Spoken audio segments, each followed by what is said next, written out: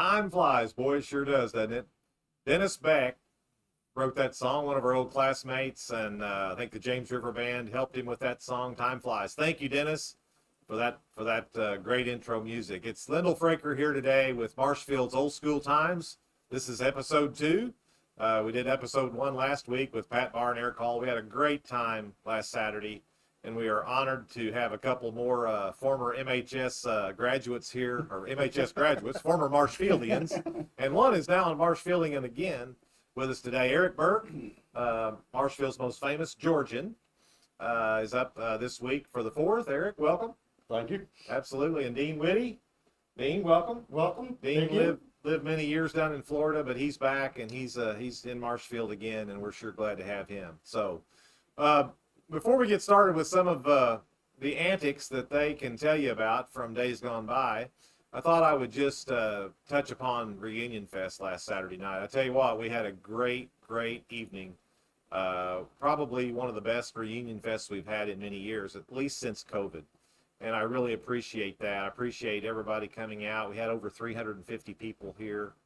And the class of 73 had a fantastic 50th class reunion back in the depot building, the banquet hall building. I think they had 60 or 70 folks with their group, and many people went in and said hi and visited with some of them, and it was just a great evening. And then the classes of 83, 93, and 03 also had gatherings and had good turnouts. So we appreciate it. It was a great weekend in Marshfield, Missouri, as it always is. The 4th of July, Independence Day weekend. Of course, the parade was Tuesday, and again, guys, one of the bigger parades we've had. It was a big parade. Yeah, there was a lot of people there. A 2-hour parade, and it's just a great feeling to be from Marshfield on the 4th of July, as Dennis Beck would say in his one of his songs. Well, then you put a lot of effort into making the Reunion Fest happen, so thanks to you for all that effort. So, well, there's a lot of people. It's tough after COVID coming back from that, so I appreciate all your efforts there. And it's great for us that live out of town, because I could spend the night carrying on conversations with people instead of 145-second conversations on the square. I mean, that's the high point of it's been one of the high points of my trip for what? How many years now? 10, 12? Oh, yeah, 12 years, actually. 12 years. Yeah. Well, that's great. That's what we did it. That's why we did it. I rolled through town. Yeah. We came into town at 6 o'clock Saturday afternoon, and we were here at 6:30. Yeah. I knew you were cutting it close, but you made it. So we're glad to see you guys every year, and you've always been big supporters of both Reunion Fest and the 4th, of course, here in Marshfield.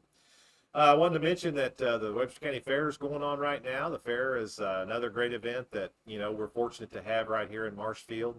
There's 114 counties in the state of Missouri. Not all of them have fairs, so we're, again, privileged to have a fair here in our town. And a lot of hard work goes into that, so be sure and support and go down and get you some good carnival food and ride a few rides and see all the animals down there. Rodeo's going on, and then, of course, the demolition derby and the truck pulls the rest of this week. You on riding the bulls tonight? I'm not going to ride the bulls, Dean. No, rodeo's over. He's going to get down there on the tractor. I retired my chaps several years ago. So, but listen, so let's just get into it. You guys, the reason I've invited these two guys here today is because, number one, Eric's in from down south, and we wanted to catch him before he went back home. But Dean and Eric both graduated a year ahead of me in 1976. Those were some fun times. We had some great memories going to Marshfield High School, living in Marshfield, growing up as kids, and I thought it would be great to hear them together tell some stories. Of course, Eric's stories go back a little further than Dean's. Dean, you moved here in what year? 72. 72. You were a freshman. You started here. Eric was here all of his life in those early days, and of course we rode our bikes around the square quite a bit together and did some things as young boys. So Eric, young dumb boys. Yeah, why don't you start us off today with a little bit about what you've been doing the last 45 years? Well, I moved to Georgia August 18th, 1976, after we graduated high school. On my way out of town, population sign said 3,276, and had Sharpies been invented then, I would have changed it to 3,275 on my way out. Just lived in Georgia, you did things like that. Lived in Georgia, been in Georgia ever since. Spent my life tool and die work. Cindy and I got married in 1987. She had 2 kids when we got married. Jodan was 8, Jennifer was 3, and then we had one more after that, which was Jordan, and she's 35 and she's 34. She's made every trip to Marshfield. I think she said yesterday she'd missed 2. Yeah. I've missed 3 in 46 years. 3 in 46 years. One That job, might be a record. one time I couldn't get off work, so I quit that job, and then two other times it just didn't work. And you've retired a couple times, but you're back working part-time at O'Reilly or something now, aren't you? Napa. Napa, okay, Napa, okay. yeah. Eric's always been around the parts business. Your dad was in the parts business here in Marshfield many, many years ago, and I just can remember going into O'Reilly when he was the manager there, and I guess he even had a parts store before Singer's. He owned Marshfield Auto Parts, bought it in 1958, and then sold it to Singer's in the late 60s, ran it for them for a few years, and then went to National Auto Parts in Springfield, and O'Reilly's contacted him about taking over the Marshfield store. He ran it till, I think, 1984. Yeah, kind of a walking encyclopedia when it came to auto parts in those days. Oh, yeah. I certainly remember that. Head full of numbers. You betcha. Dean, how about you? Tell us a little bit about your life the Well, last few had years. a great time in high school growing up here in Marshfield, and then went on to Missouri State after high school, and that's where I met my wife. And after that, I got a business degree, went into insurance, corporate side of insurance, worked in Chicago for 11 years, then went down to Florida for 25, and kind of all over the country, but Florida was my home base. It was just corporate side of insurance. So I had a great career and loved it. Retired 5 years ago and can't be happier. Came back to Marshfield. It's a great place to be. Yeah, and your dad and mom came to Marshfield, as you mentioned, in '72, and you were a freshman, and your dad had got transferred to his job, right? Correct. Yeah, he was a Teamster truck driver, got transferred, and they were located out of Stratford, which now is a big trucking hub. But that was kind of the start of the trucking hub, and so he got transferred. We came down here and loved it. He got transferred a year later. We just stayed. Yeah, and your brother Tim, 2 years older. Yeah, he ran around with his son too, and was around in those days. Yeah, and he's still here and never left. Yeah, so he's enjoyed it too. Well, I'll tell you what, great memories. It's just great to relive those memories, and of course, our goal with this podcast is to capture those memories and get that history, so to speak, in the cloud now, is what we say. So generations after us can relive some of those times that we all share together, and we wish we would have done a little more of that with our folks and the generations previously, but we're going to do that. So, well, okay, guys. So this is your time to shine. I've kind of bragged on both of you, and kind of built you up as being 2 very humorous, very witty, no pun intended, Dean, guys that can tell some stories, and I know you can. So, Eric, why don't you start with, maybe let's go back to the childhood, the young days when we were riding around the square, going to the Ritz, and of course you did a lot more ornery things than I did, but I was involved in a few of them. Well, that's statute of limitations may not be out on everything yet. I mean, we grew up in a different world now, and then Marshfield was a different world from the rest of the world. American Graffiti, the movie, was alive and well in Marshfield well up into the 70s. That's right.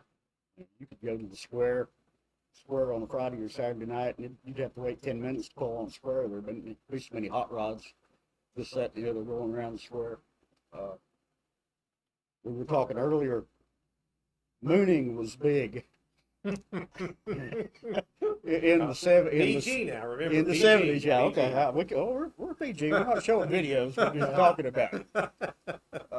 Streaking was too. I never did get involved in streaking, but I was an avid mooner, as was Dean. Yeah, I do have to admit that. Well, I remember one night, Mom had a 72 Vista Cruiser wagon, just like that one on the 70s show, but it was blue instead of green. And Dean was in the car.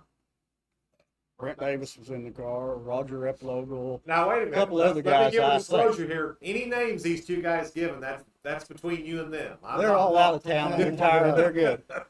But we had, and you could stand out the back window, hold on to the luggage rack.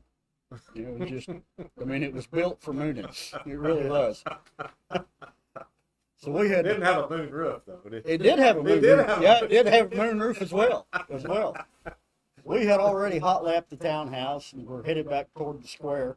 And they had a power back window, so I just rolled the back window up on them, caught them right at the tops of their legs, and went to the square.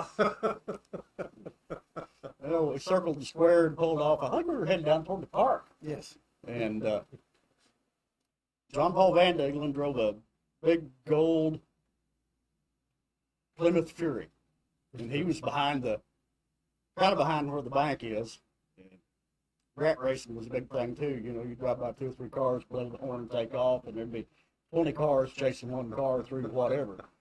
So we drove by John Paul, blew the horn, let them get back in, and we took off on a rat race and went sailing down through the park. And he was the first one we tried to get involved in it. Got through the 4-way stop, and red lights came on. And we were like, wow. John Paul doesn't have red lights on his car. Turned out to be Butch Kesterson, who was the deputy sheriff. Didn't have a whole lot of tolerance for stupid teenagers or much of a sense of humor, and he gets us all out of the car at the park, and, you know, we're standing there doing the best we can, and he looks at me, and, you know, Dad had run a parts store for years, Mom had been in the antique business, real estate, and he looked at me and he says, Burk, you're still over on Jefferson Street, right? Yeah, and all the rest of them he had to get names from. But one of the crowd in the back had got such a hurry to get out, they put their cut off Levi's on inside out, so they're standing there with their pockets sticking out, and us all trying to deny knowing anything about the mooning at Townhouse or on the square, either one. You know, that was quite a night. Yeah, those were the days. Mooning and streaking, you don't hear too much about those kind of things anymore. But, that was good, clean, innocent fun, right? Yeah. The way we looked at it. Well, tell. I could give a little insight on Yeah, the street. yeah, if you yeah, hear go ahead, that. So Dean. that was big in the 70s, and it was going on up at Southwest Missouri State at the time, and it kind of inched its way down here to Marshfield. And one of our classmates decided it would be great to street Townhouse restaurant. I remember that night. Yeah, and it had double doors going in, and he wanted to make it special. And the Wednesday night church group was in there every Wednesday night after services. So backed up a station wagon to one end, and the streaker came through and was going to dive in the back of the station wagon. Well, he tripped in the middle of Townhouse and was laying spread eagle in the middle. The Reverend, which was Reverend Cowan at the time, jumped up screaming to call the police. Streaker got up, drove in the car, and took off. And that was the big thing on who that streaker was for years around. Ski mask. Marshfield. He wore a ski mask. Yeah. Ski mask was all that was on. Yeah. So, And that was One of the 3 that night, his grandmother was there and recognized the birthmark on his butt. I'm not calling him by name, but one of them's grandmother. No, we won't give names. One of them's grandmother Yeah. knew who one of the 3 was. yeah. Well, there was one of them that was top secret for a long time. It was seemed Yeah. like a long time before everybody kind of knew who that one was. Yeah, But- it was. Yeah, it's Anyway. like anything else. Sooner or later, somebody's going to brag on it, and it's going to spread like Oh wildfire. yeah. It's hard to keep those kind of secrets. Well, Eric, a little before that, when we were a little younger, maybe 4th, 5th, 6th grade, there was a bunch of boys that would go into Tout Greer's hardware store, Drum Rights, and purchase this stuff in a can called calcium carbide. Calcium carbide. Now, Tal finally figured out, this was an old lantern, an old coal miners Yeah, that's what coal miners Yeah. powered their headlamps with. their headlamps with. And so, he probably had 1 or 2 cans on the shelf for years because not too many coal miners around Marshfield anymore. But all of a sudden, he started seeing a rash of sales on this product, and he had to order more in all the time. So why don't you elaborate on that a little bit? Well, I had a cousin. Everybody's got that one cousin that come to Marshfield and showed me how to make those. And they had another name, but we'll go with calcium Yeah. carbide cannons. But you take 4 beer cans back when beer cans were actually durable, cut the tops and bottom out of 3 of them, duct tape them together, and then punch 3 more holes in the top of the bottom one, tape it on, and put a nail hole in the bottom of it. And they were actually steel. The cans were steel Yeah, back cans then. were They weren't steel. aluminum Yeah, yet. they And didn't even the blow Coke, up. even the Pepsi cans or the Coke cans Yeah. were the same way. You could use them too. Yeah, now they blow up in your hand. Oh, But yeah. Then they hold up. Yeah. And you dump a little water in it, take a couple of these little calcium carbide, just look like dark gray gravel, Yeah. drop on a lemon there and shake it in the water. Well, when calcium carbide gets exposed to water, it makes acetylene gas. And then stick a lighter or whatever in the bottom of it, and it sounded like a cherry bomb going off. Oh, boom. There were. Few minor Were accidents. you in the crowd that got took to the sheriff's office? I was not a participant, but I do recall that event. Yes. Yeah. Well, Yes. I got No, took I to was I not got a took to the sheriff's office Yes, because I- it was on the 4th of July. Yeah. Yeah. And this lady pointed me out that I had shot her with a bottle rocket during the parade, which I had a good alibi because I was playing trumpet in the Marshfield marching band in the parade at the time she got shot, and there was no way to shoot a bottle rocket out of a trumpet. So I kind of weaseled out of that one. But yeah, the calcium carbide business went through the roof. Yeah, it was. Everybody had one. Looking back, it would be one of those things that just would be darn near illegal, I guess. It may be illegal to do. I don't know if you if can it even would be or still not. get it anymore. Yeah, I've kind of it would looked. be- It would be a weapon, actually, that an illegal weapon, probably. Yeah, But, but it sounded like a deer rifle. oh going off. man, it was powerful. But anyway, yeah, that I think there were several boys around town that participated in those carbide gun warfare, or whatever you want to call it. Dean, what about you? You got here as a freshman, and what's some other things? That You know, can just a recall? great place to grow up. And I think back, one thing I want to mention though is the one thing I forgot in my intro. I did get married in '81 and have 3 daughters. Yeah, So yeah. and 3 grandsons. So proud of them. And they're my up here wife now too, Jen. right? Yes. Yeah, And they're all here. They all Yeah, that's moved awesome. back. That's great. So one in Willard, Rogersville, and one's here in Marshfield. So Yeah. they all loved it here and came back with me as well. But anyway, growing up, I mean, you think of the time in the '70s when it was all muscle cars. You know, what a great era. The Chevelles, the Road Runners, the Mustangs, you know, all the great cars that were muscle cars and racing out on the old highway by the Wetco Manor. That was the Straight. quarter-mile strip. So a lot of cars just circling the square. Then they go circle Townhouse, circle Dairy Queen. And just like Eric said, sometimes you'd have to wait to get on the square. Just circle after circle till somebody wanted to race, and they'd go out on the old highway. So that was a lot of fun And seeing spotters and flaggers. that. Yes, Yeah. somebody would stop the traffic on the far end, and then when the lights came on at the one house there at the start of it, then we knew the cops were coming, and it was time. So you could get a couple races in, but it was also interesting. And growing up in a town, we had one flashing light at a four-way. We had no stoplights back even in That's the '70s. And Phone booth was on that intersection too. Remember the phone booth yes. there at the 4-way stop? so when you really wanted to get away with things, you'd have, when CBs came out, then one person would follow the cop and tell everybody else where the cop is, and then they would do everything on the other end of town. Yeah.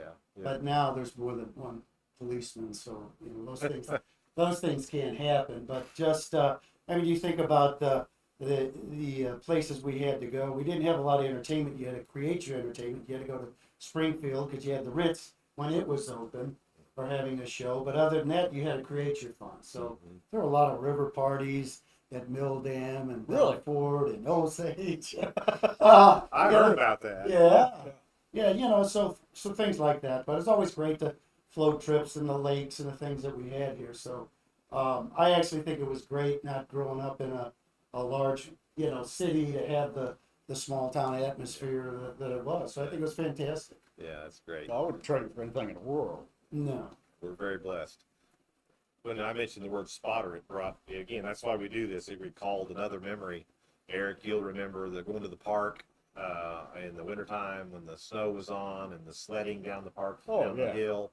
And then we lived over on the west side of town, and we went down Smith Avenue. Smith Avenue had it was even a larger, more steep hill than incline than it is today, because they actually did a little work on it years later, but both Smith Avenue and Banning, you could take your sled down those hills, but at the bottom of the hill was Old Route 66. So, I mean, that was the highway, right? And they'd already, I think, probably bypassed the town with the US 66, but it still wasn't I-44 yet. But we would have to have spotters down there at the bottom of the hill because you took off on Smith on a sled, and I mean, you'd get going really fast if you even made it all the way without ditching it to the right or the left. But you'd put a guy or two down at the bottom, and then if a car was coming, you know, from the Y or coming back from the other direction, the spotters around there, that meant to ditch it, you know, ditch it because there was a car coming. But that was another one of those memories that from childhood that not everybody got to experience, but we certainly did. Well, you know, it seems like most everything we did, there was a spotter involved. Yeah.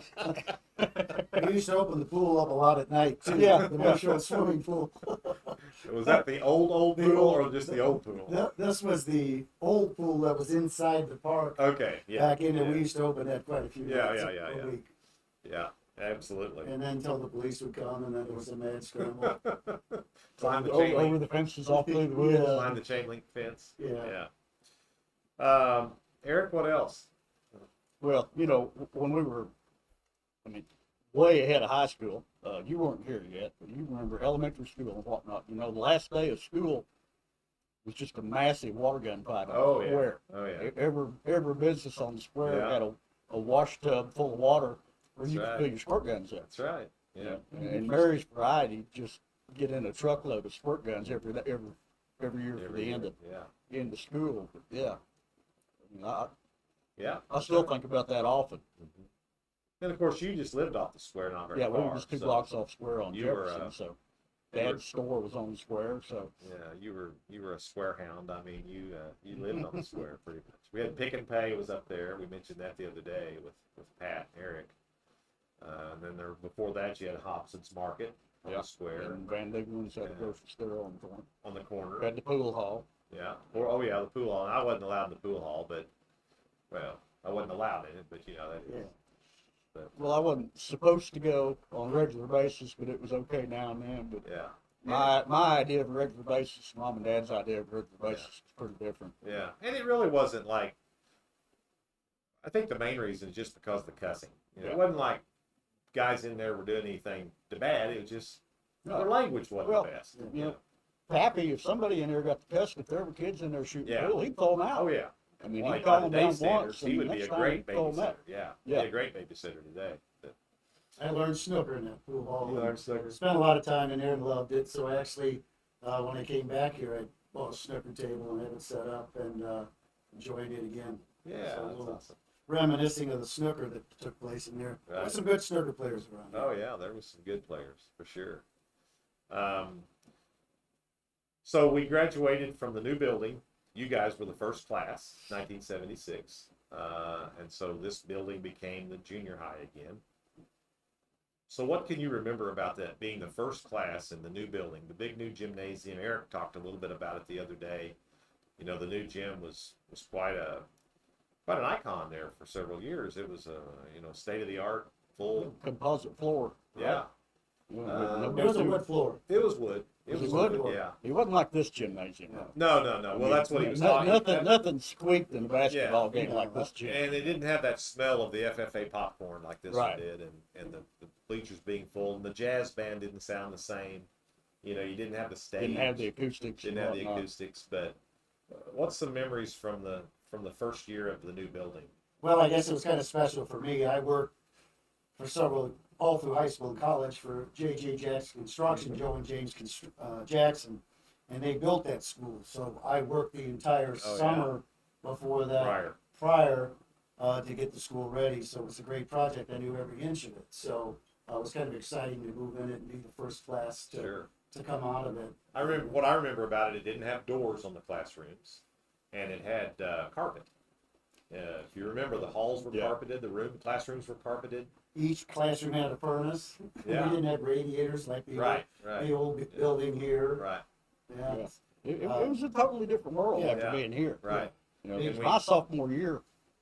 Here, I had knee surgery and had cast that went from my hip to my ankles on crutches, doing all these stairs in this building. You know, I'd have one class on third floor, one class on first floor. Right. I never had two classes in a row on the same floor. Trying to get up and down these stairs in here and then getting over there to that, I thought, man, this would have been nice 2 or 3 years ago. Right. Right. Yeah, it was too quiet. With the carpet, It was it different. didn't have the roar and the rumble that this school had. Right. No. Um, No. Big parking lots. Guys would sit out there in the parking lots in the mornings and probably do things in the cars they shouldn't have been, things like that. I got a good story for that. I knew you would. So we were waiting for a basketball. We were getting ready to go to a basketball game. They had the big propane tank out in front of the high school, and they had these big protection pipe in the cemented in to keep people from running into them. And Bollards. yeah, so we're waiting for the bus, and Chris Overlander's driving his dad's family car, and it was a Ford LTD, and he wanted to race my Caprice. So I said, okay, so we backed up, you know, close to the propane, and we got the flag and took off, and Chris Overlander forgot to take it out of reverse and put one of those posts up the middle of his dad's trunk of his car, and it was a long ride for Chris that day to the basketball game and home, and thinking about what he was going to tell his dad. The back of the car was Yeah, part of the only family car. And, Yeah. Oh man. yeah, so that was I didn't know that story. That's a good one. yeah, That's that was a one. good one. Well, there was another story that had something to do with the gas tank, Eric. You have to remember that one, unless it happened the year after you guys had graduated. No? We pulled in one morning to school, and of course the big gas tank that's still there across from the principal's office. Yeah. Great big gas tank. I don't know how many thousand gallons it is. It was beautiful, painted white Brooks gas tank, and I think it might have Brooks on the end or something, but the sides were totally white. Well, that morning we pulled in from school, and there was a new gas company their name was on the side of the tank. Badger Gas. Does that ring a bell? From Bill Walker. Yep, it was there. Yeah. Nobody for the life of me could remember or figure out how that name got on there, but somehow it happened overnight. And, of course, in later years, Mr. Walker, what a guy, what a gentleman, what a great community steward. He laughed about that, and he laughed about Badger, and he was kind of proud of it. It's kind of a badge of honor to have a name like that, We talked about that last week. With Everybody was afraid Mr. of Barr, it. yeah. I mean, But I think back then, during those days, and specifically that particular day, I don't think he was too happy about having big red letters, Badger Gas, on this big, beautiful new gas tank. That must have happened the year after you guys graduated, because Yeah, I don't remember. probably that. our senior year. there was a sign that reached from the top of the building out here to the ground, all 3 floors, probably went right in front of this window Yeah, that rolled down one day at lunch and said Badger. Badger. It was freshman beware the Badger. Yeah.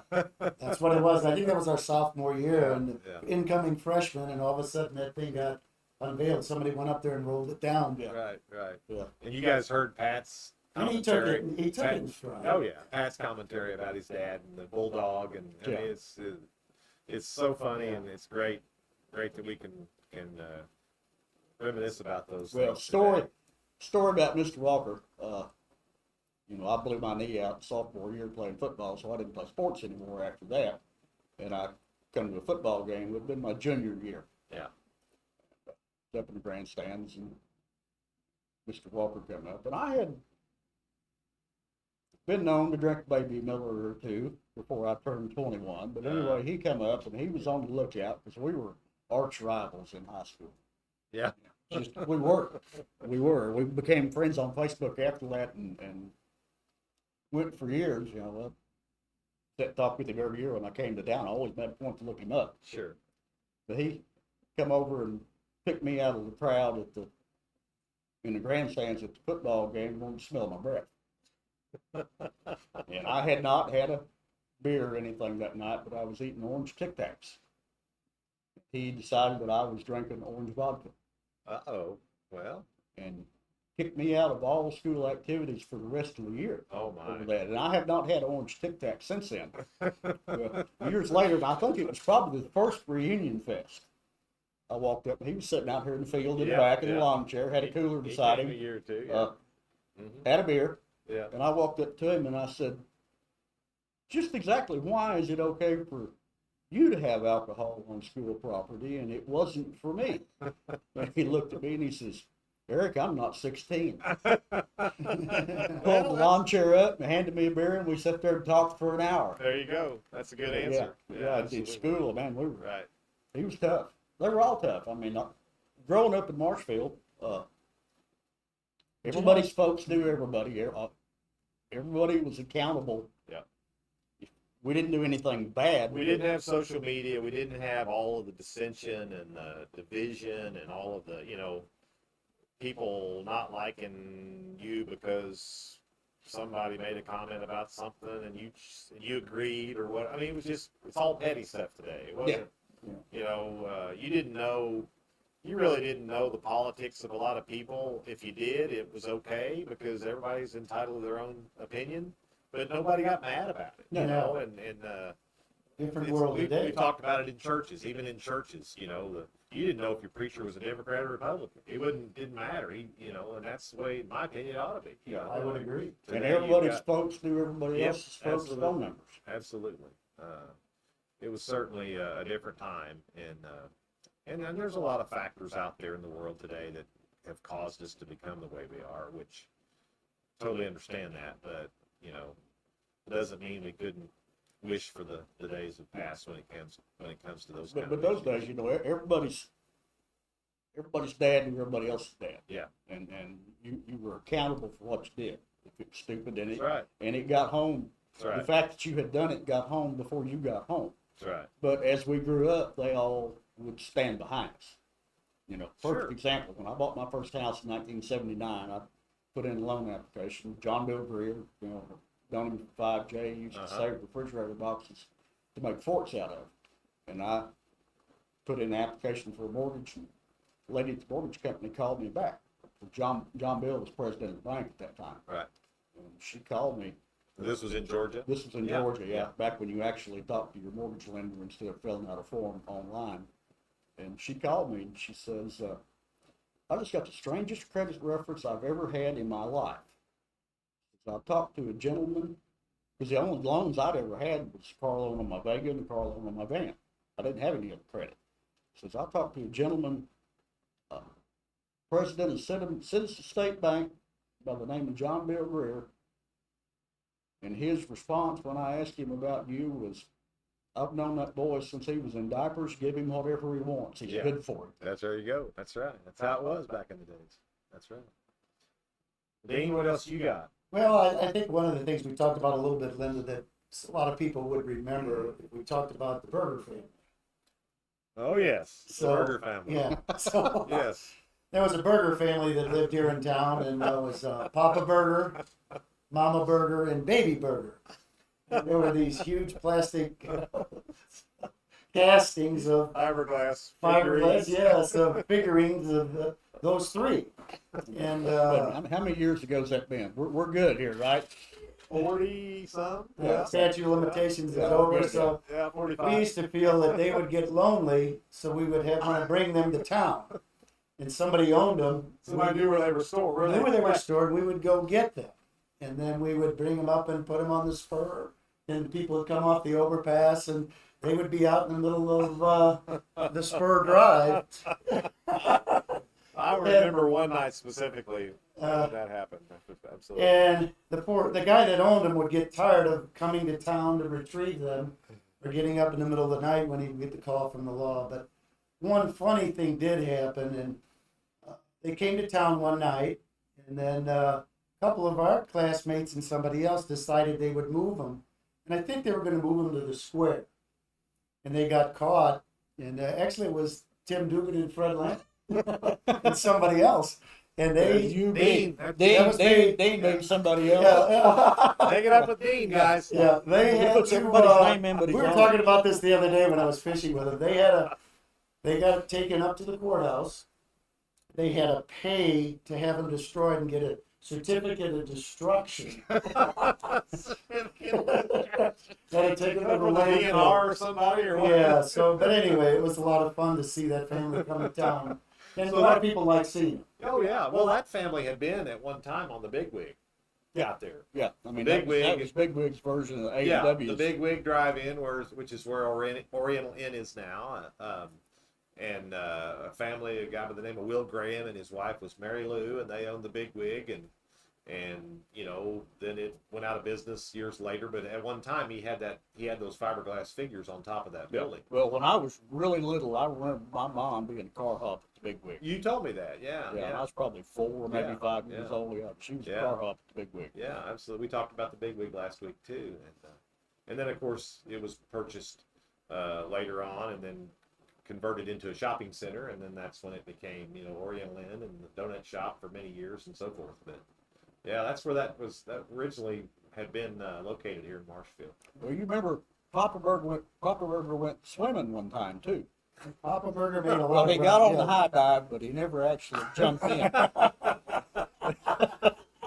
And they couldn't figure out how Were to you get- floated or not? Hopefully. No, the idea to get him down was just push him off the water and drag him out. Well, when they pushed him off, he filled up with water, and I think they wound up getting a crane down there to get that thing out of the city pool.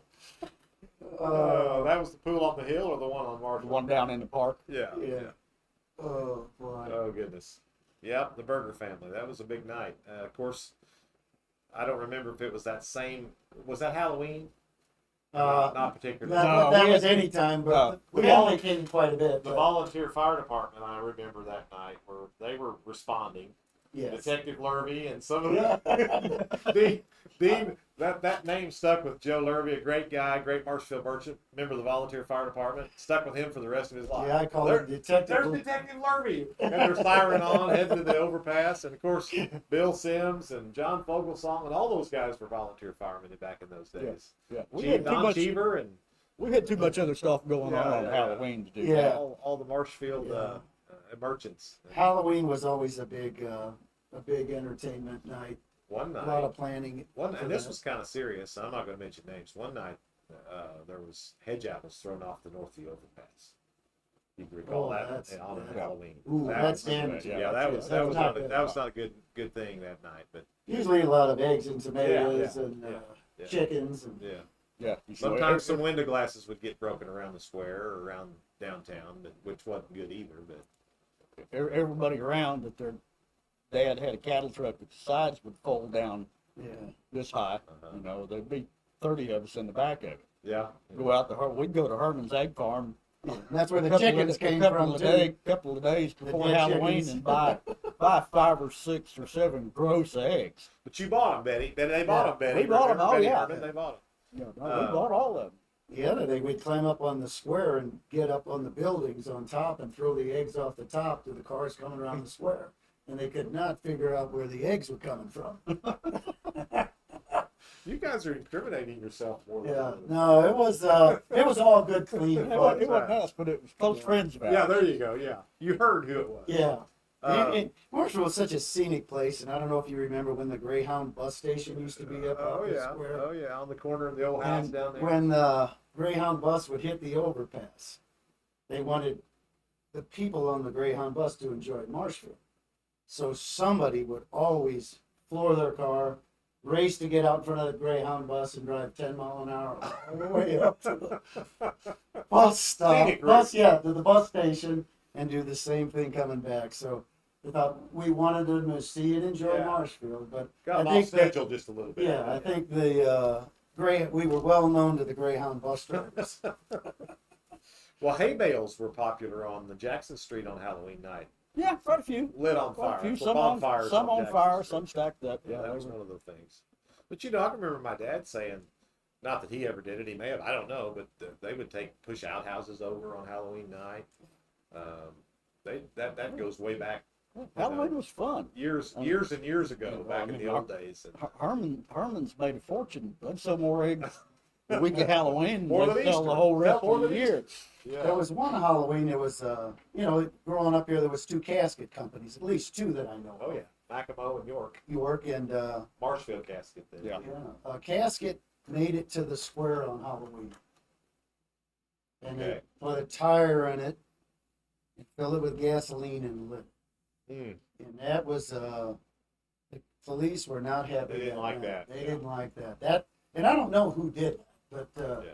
that was Well, a bad prank on the Halloween. I think Yeah. we fell a little bit after kind of the original generation of H raisers, Yes. for lack of a better term. Yes. You know, some of those boys in the late '60s, early '70s were ahead of us. They did some pretty crazy stuff. Yeah. And so Yeah. that may have been when some of that occurred. You know? Yeah. Yeah, I remember that. Yeah. Yeah, that was, it took them a little bit to get that out. Yeah.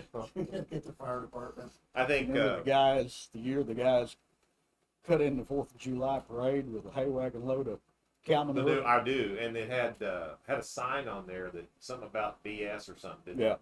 Or spelled out. But yeah, Yeah. I remember that. Yeah. Kind of a local farmer guy, I think, did that, but he may have been politically motivated or something. It was a little alcohol motivated. Well, too. that too, possibly. Kind of early in the morning, but yeah. Guys, this is awesome.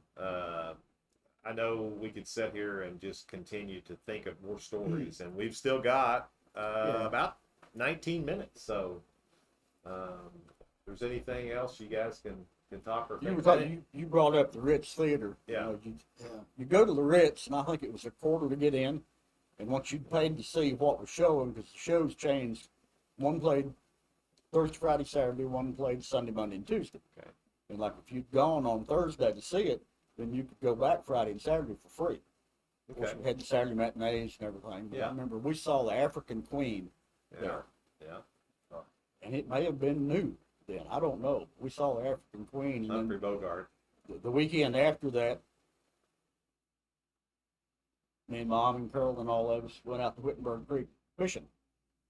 Carolyn got a leech on her Oh, at Wittenberg Creek after seeing the African Queen Yeah. the night before. And, she and I were both convinced she was dead. It was just a matter of when she fell over, because she had a leech after seeing that. well, I know we talked a little bit about this, I think, last week too.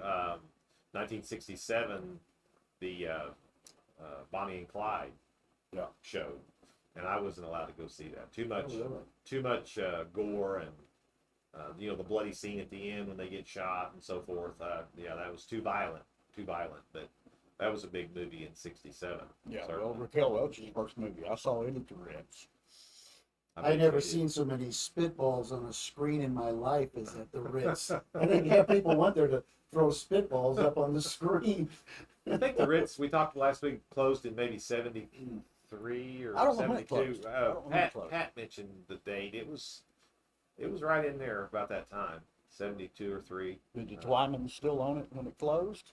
I don't remember. Yes, I You did. I know, thought they did. you That's know, all I remember. They Yeah, had it. they did. Joey Day and Janie and Peggy Don's dad ran it back, like when Joey was born, because Yeah, there was an yeah. ad. It had 50s and 60s, yeah. the Days ran it then, and then Mr. Brooks owned that building. Tots Brooks, Bill Brooks' uncle, John Williams' brother. He owned the building. I think way up toward the end. Well, he sold it to Lurby's for the furniture store, and he owned the station building next door where Gene and Noel had the station, the Conoco station. Yeah. Yeah, I mean, you could go to the movies for a quarter. Oh yeah. Get in, get a drink, Yeah. and a bag of popcorn, and a candy bar. Yeah. And they had Luden's cherry cough drops in the candy counter. And I loved them. I always bought them. They were good. Yeah, They were good. Well, it's nothing worse than coughing during a movie. You know? Exactly. Yeah. Hey, you think back how the town's grown, little I think of, the Walmart. And, you go back to when Walmart was next to Young Shopping Center. A little bitty, 1970. little bitty 1970. building that Walmart was. And I think we were one of the first 10 Walmart stores. Well, it was Actually, in first Ben time? Franklin before well, it was actually, Walmart. we were number 78. Number 78. Uh-huh. Okay, I was wrong. Lebanon was number 14. I remember a lot of those store numbers from my days with Walmart. Okay. But Marshfield was a Ben Franklin family center when it first came to town. And then 3 years later in '73, Carol Yost was the manager. The Yost boys was the first manager of Walmart. And then that was in '70. And then 3 years later, it became the Walmart, and they expanded. They added onto the back of the building, made it a Walmart discount city, and Norman Buchanan moved in, and he was the manager for Walmart. Carol, I think, left Walmart or something, and stayed here and raised the boys, and painted houses and stuff. Yes. But Norm was the first Walmart manager here. So, yeah, and I've got pictures. Actually, I think I've got one somewhere in this room. I'll have to find it, but yeah, that's not it. When they had the ribbon cutting of both the Ben Franklin, then I have a picture when they opened the Walmart as well. Okay, and then With Mr. Walton and Carl Young's in the picture, and the president of the bank, Wayne Jones, and various people. So, and then now we're on our third Walmart. yeah. Because that's where Worsland's. Right. Yeah, that was in 85 or 6 when they moved over there, and then built the new one in 06. So, yeah, the town has changed. I think a lot of people, would give Walmart a hard time for killing the downtowns. Well, Walmart didn't kill the downtowns. The bypasses, the interstate, was what killed the downtowns. Yeah. I mean, as far as the traffic, when you bypass the town with first the divided highway, it was still Route 66, but it bypassed the town with the 4 lanes in the early 60s, and then 1970 it converted to the Yeah, interstate. I mean, you had the Spur Yeah, Cafe out there, people Spur. would stop it, Yeah. but they didn't actually Right. come into town. Right. The Spur Drive was built specifically to get to the split highway. Yeah. It wasn't even a road until that. And so, but that, Yeah, that all I changed remember when it was Marshfield. stop signs and stuff out there, when it was split. Right. It was And of still course, 66, it wasn't 44 yet. Marshfield kind of got cheated because the original plans had another overpass at W, and so you could have actually made a loop through town. Well, now you wasn't able to do that when they only put the one overpass pretty much past Marshfield, west of Marshfield, until we got the new one a couple of years ago. Now you could actually make a loop again. I've heard some stories of that. Yeah. Well, maybe you could expand on that. I heard that at one point it was approved and would have been paid for us to have that overpass over W, but there were some town people that did not want that to go in. They wanted everything to go by the spur and by their businesses, people that were in control. Any truth to that? I've heard those rumors as well. I do know that I have seen the plans for the W overpass. It was on the books, but I'd also heard it was cut due to funding. Okay. They looked at ways to save it, and that was something that of course, that doesn't mean they couldn't have put it there first instead of the other one. Right, it's how many years later? Yeah. I mean, that was back in the 70s they were going to put that in, I believe. Well, actually, the original plans after the Interstate Act of 1956, I think, and they started engineering all of Interstate 44. It was engineered for the overpass at W. So, but it didn't get put there, and the funding was cut later on to not include the second one. Marshfield is the largest town on I-44 with only one overpass. What's the population of Marshfield now? About 7,700. I figured, Yeah. It's an interesting fact. It's doubled. And I think what people don't realize is Webster County is larger than Laclede County. It's larger than Polk County in population. You don't think about that because of Oliver and Lebanon, but I think we've been the 5th fastest growing county in the state for 20 years now. And a lot of that's due to the growth on the south side too, the Rogersville area, and even western Webster County, Stratford area, people that live out that direction in the Seymour's been development. growing. Seymour, so. And of course, you have to count the Amish community too. There's about 4,000 Amish in southern Webster County. Really? That many? Yeah. Wow. Yeah. I didn't realize there were that many. Yeah. I did hear, are we the second largest Amish population in the United States? Certainly in Missouri, but I couldn't tell I you thought for it was, sure. I thought it was in I'm the not sure United about that. States, yeah. Yeah, kind of back to the 4th of July Yeah. thing. Jordan, my daughter, was talking to Joe Don's son. Joe Don's 44 now. He hadn't been here since he was about 17, 18 years old, something like that. And his kids are 15 and 13 now. And Jordan said he asked her last week, he says, is 4th of July in Marshfield still all-American like it was last time I went? when I was 17, and she said, yeah, it's pretty much stayed the same. Yeah. And he was talking about bringing his family up next year. Oh, yeah. Yeah. He says, I would love for my kids to see that. He says, because I don't know of anywhere else that's going on. Yeah. No, it's You know, It's very kind of unique. Marshfield's claim to fame. Yes, Fourth of it July. is. 144 years this year. That's right. Yeah. And Roy Beck, Dennis's brother, when he was in, I think during the Cherry Blossom Festival, he did an interview with Don Roast and Wayne Plunkett, because they were here when President Bush one came, and they were the kind of the escorts for the president for that parade.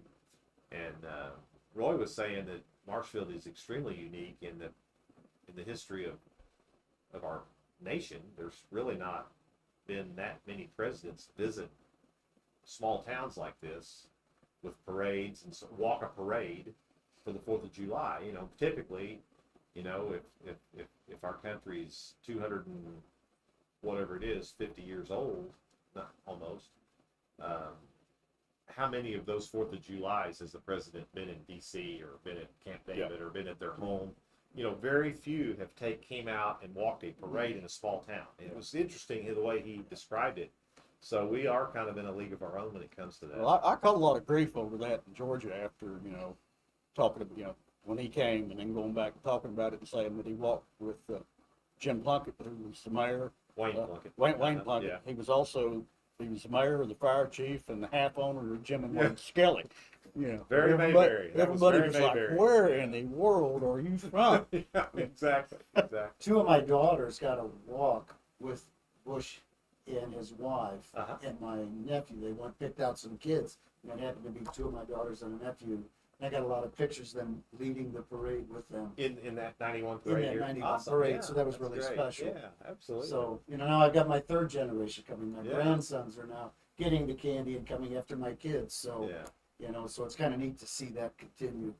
I think it's really neat that you guys lived out of state and you still feel it's that important to be back for that parade. I mean, Yes. that tells you something about the culture. I mean, that we were you- coming from everywhere. I was coming Yeah. from Atlanta. Dean was coming Yeah. from Chicago. Oh, yeah. Roger and Dennis Chicago, were coming from California. Exactly. I mean, we come from all over the Right. country. I could always count on Eric being here. It's a homecoming. It's just a homecoming that we Yeah. experience here that most communities don't understand and don't experience. It's just we're really fortunate to have that whole week. You moved here Weekend your together. freshman year. Correct. You remember lunch on where everybody watched the menu to see what days we were having peach halves Yeah. on the menu, because Jackie Cook and Louis Uchman, all the freshmen sit on the wall on this side of the lunchroom. Yeah. And you'd hurry to the lunchroom to make sure you could get a seat with your back to the wall so you could watch them, because the seniors were on the other side. And it wasn't because you Yeah. really liked peaches. No, one of them was going to come across the lunchroom at 900 mile an hour. And you'd walk in and sit down, and both of them would just be sitting there with a peach half on their fork like this, just waiting on who they were going to nail in the back of the head. And if you got there late, you ate lunch like this the whole time. Yeah, that was interesting lunch. And one of the meals they served, and I'd never seen that served for just lunch, was beans. That was the only Brown thing that beans. brown beans on the plate. I'm like, Oh, you would get a hot roll with jelly. or bread. They'd have a loaf of, sandwich bread that you could take a piece of bread with. Yeah. I'm like, that beans are lunch? And then we got all these peanuts, and finally I asked, why do we get peanuts every day on the He's tray? just a northern boy, Yeah, right? and somebody said, Come on. See, I think in the love world with peanuts, plate but full- every plate day full got of the Down brown here beans. in beans. St. Louis County Yeah. or somewhere. Yeah, I got that. Dude, I Just remember- beans for lunch. No ham in it. Just beans. But anyway, they had. They said they got rations out of these from World War II, out of all these old storage facilities, and they got these free peanuts. So that's why we got peanuts every day, because they were left over from World War II. Remember in elementary school when we had beans, they had the big old yeast rolls. that Oh were yeah, that's what I was awesome. remembering. I mean, absolutely They were awesome. good. Mrs. Robinson had that recipe down. Yeah, She and really you did. could, But think about this. afternoon recess, instead of going to recess, you could go to the cafeteria and get a roll and a carton of milk for like 2 or 3 cents. Yeah. I'd a whole much rather have a roll and a thing of milk when they had those, because I love those Oh, things. they were good. And They the were jelly. awesome. They had that jelly that you could Yeah. eat on them too, and butter. But how brave was that to serve beans to that many people in the school? That was the meal. That just made it more fun, though. Yeah. Because boys will be boys. Yeah, So that's for sure. well, we talked about, in this building, the dining hall was back there, the old wooden dining hall that they moved down here from O'Reilly Hospital.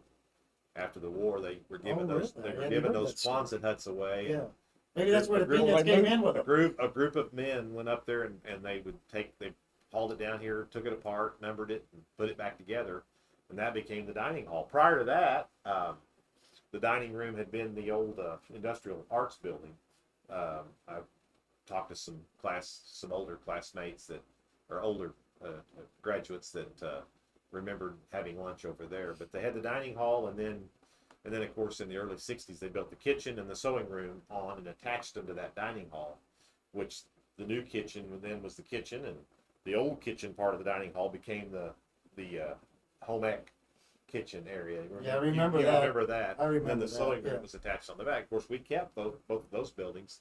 They were good block buildings built in the early '60s, and they're very usable buildings back there. But the dining hall came down about the time the school quit bringing the students over here in about 2000 because it was kind of termite infested, and so they tore it down. But yeah, those It was were probably built World War II, wasn't it? And then moved. I'm yeah, sure it was. O'Reilly Yeah, it was Hospital old. and O'Reilly became, Evangel University after the war. They were Okay. giving all those away to schools around the area. That was So there's nice. 4 of those out there, or there were. Yeah. Yeah. Well, I think we're getting close. We got about 3 minutes, guys. This has been fun. We'll do it again really next year. appreciate the You just invite. put it down. You just put I it know. down for next Reunion Fest week, okay, Eric? Well, And, Eric and I are always here, Well, right? we pulled it off because Yeah. I come in here. I told Lyndall, I said, "You're going to be one of 2 things is going to be in your mind when we're finished. I got to have these 2 guys back, or what in the world was I thinking?" Yeah. Eric, you were well behaved. I'm really proud of you. And by the way, I should mention this because my previous job, as many of you know, after I termed out as state representative, I took a job with the Department of Health, setting up the medical marijuana program for the state of Missouri. And one of the first guys to call me, he actually caught me up here at Reunion Fest, I think, or on the square, and said, "Now listen, Lyndall," he said, "I know that you don't know a whole lot about that subject that you're getting ready to take on, but," he said, "I think you need an advisory committee, and I can tell you that I'd be happy to be on it for you because I'm somewhat of an expert." And that was Eric Burk. and you told me, you told me I could bring Oh, that yeah, up. yeah. You said, "Why don't you mention that?" I said, Give you a green "Okay." light for that, yeah. Because when I heard you got that job, I thought, Lyndall didn't know it. Lyndall didn't do that in high school. Lyndall was not necessarily a straight shooter, That's but why I did it. I got the job, I think, of Eric. course you had an uncle that was sheriff and Yeah. dad But- that was a banker. And Fortunately, I never had to call you, even though I had you on speed dial if I would have needed you that 4 years. well, you called me one time to ask me a question, and I thought he finally needs advice. But it was something about reunion Yeah, Fest yeah. 4 or 5 years ago. Right, Our last Yeah. reunion.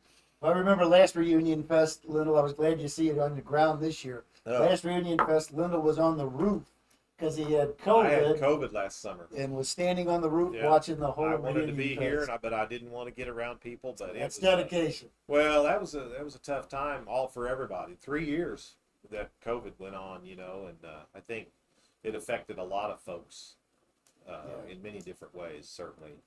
But I'm glad that's behind us. Well, and Yeah. it was kind of interesting when you said, I don't know, did it run its course, Reunion Fest, but you came back with it. It was very successful. Yeah. The parade Yeah. was huge again. So I think everything's back on the right track, I which think is so too. great to see. I think so too. Well, guys, thank you very, Thank very you, much. Lyndall. My Been- pleasure. Been fun. Yeah. We'll do it Been again a- next been a year. pleasure. So hopefully there's no law enforcement sitting outside the building when we walk out. No. Logan Fraker, our technician with the Tech Zone. Thank you, Logan, for Thank you, Logan. producing today again. And we'll see everybody hopefully next week. We'll let you know who our guests will be, and we'll continue this podcast series. Thank you all. Thank you. Bye. Bye.